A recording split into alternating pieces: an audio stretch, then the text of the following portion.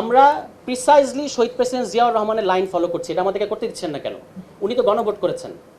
উনি তো 1978 সালের 17 এপ্রিল একটা দ্বিতীয় সংবিধান কি বলে এটাকে সামরিক ফরমান, একদম নোট করেন আপনারা যারা যারা পরবর্তীতে আমাকে চ্যালেঞ্জ করতে চান। 1978 সালের 17 এপ্রিল দ্বিতীয় সামরিক ফরমানের দ্বাদশ সংশোধনীর মধ্যে উনি বলেছেন যে নেক্সট যে ইলেকশন হবে, এই ইলেকশন হবে একই সাথে কনস্টিটিউয়েন্ট অ্যাসেম্বলি ইলেকশন এবং পার্লামেন্ট ইলেকশন।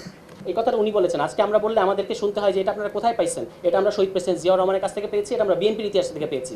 দুর্ভাগ্যজনক ব্যাপার হচ্ছে আজকে বিএনপির ওই ইতিহাসটা মানতে চাচ্ছে না বা স্বীকার করতে চাচ্ছে না। এখন আপনি আমাকে প্রশ্ন করতে পারেন যে ওই কথা যদি শহীদ প্রেসিডেন্ট জিয়াউর রহমান বলে থাকেন, ওটা কিন্তু একটা গ্যাজেটেড ভাইরা, ওটা একটা গ্যাজেটেড ফরমান, সুতরাং এটাকে আপনি অস্বীকার করতে পারবেন না, পার্ট অফ আওয়ার হিস্ট্রি। প্রশ্ন হচ্ছে উনি পরে করলেন না কেন? করলেন না আমার ধারণা কোনো মাথা মোটার উকিল এসে ওনাকে বুদ্ধি দিয়েছেন যে আপনাকে এটা করতে হবে কেন, আপনি পার্লামেন্টে জিতবেন, জেতার পরে পঞ্চম সংশোধনী করবেন, তাহলেই তো কাজ হয়ে যাচ্ছে। হ্যাঁ, কাজ হয়েছে, যতদিন উনি জীবিত ছিলেন কাজ হয়েছে। এবং দেখেন যখন বিএনপি পাওয়ারে নেয়, আওয়ামী লীগ এসে 2008 সালে কি বলছে? পঞ্চম সংশোধনী অবৈধ। আজকে পর্যন্ত পঞ্চম সংশোধনীর স্ট্যাটাস কি? এটা অবৈধ। বিএনপি এসে এটাকে আবার বলবে যে হ্যাঁ এটা প্রয়োজন ছিল, এটা বৈধ। কিন্তু এই যে সংশোধনীর এই খেলাটা, আপনার কাছে পাওয়ার থাকলে আপনি সংশোধনী করবেন, আরেকজন এসে বলবে অবৈধ, আবার আরেকজন এসে সংবিধান ত্রয়োদশ সংশোধনী বাতিল করলো, আবার পঞ্চদশ সংশোধনী হয়েছে, আবার পঞ্চদশ সংশোধনীকে আপনি বাতিল করতেছেন। এই খেলাটা থেকে আমরা বেরোতে চাচ্ছি। এ কারণেই সংবিধানের মেজর রিফর্মের প্রশ্নে দয়া করে আমাদেরকে পার্লামেন্ট দেখায়েন না। আমরা বলছি যে টাইম ফ্রেমে সবাই একমত হয়েছে, ডিসেম্বর ফেব্রুয়ারি, যেই টাইম ফ্রেমে আমরা সবাই একমত হয়েছি, ওই টাইম ফ্রেমে নির্বাচন করেন, কোনো আপত্তি নাই। কিন্তু নির্বাচিত সরকার গিয়ে সংস্কার করবে এইটা বলেন না আমাদেরকে।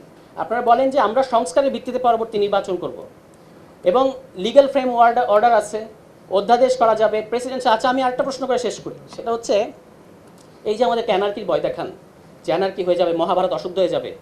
1971 সালে 16 ডিসেম্বর যখন দেশ স্বাধীন হয়েছে, 17 ডিসেম্বর থেকে 1972 সালে 15 ডিসেম্বর পর্যন্ত বাংলাদেশ কোন সংবিধান দ্বারা চলেছে? আপনার তো সংবিধান এসেছে 1972 সালে 16 ডিসেম্বর।